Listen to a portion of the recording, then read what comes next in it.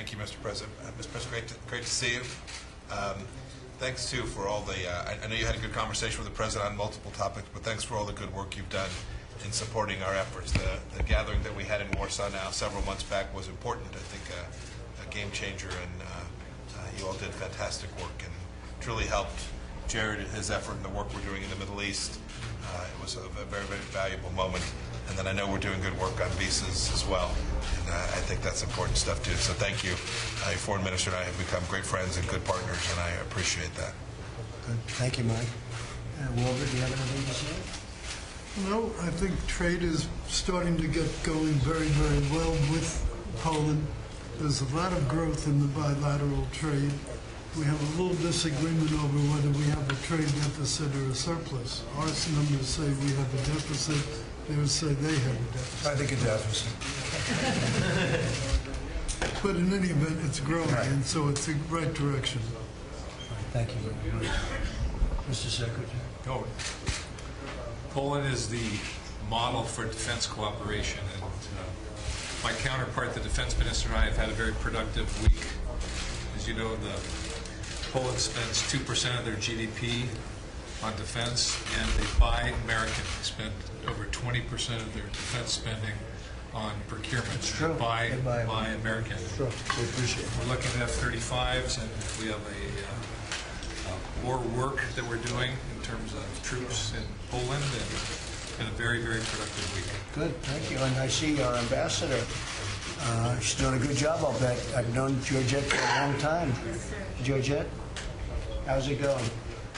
Well, I can say that Poland is really an important ally of ours. They step up and support us. We have a number of deliverables that I think, Mr. President, as a transformational president that you are, you will be very, very pleased with the progress that we have made, certainly under your leadership and President Duda's leadership. Thank you. Keep up the good work, Georgette. Thank you, sir. Rick Perry. Mr. President, thank you.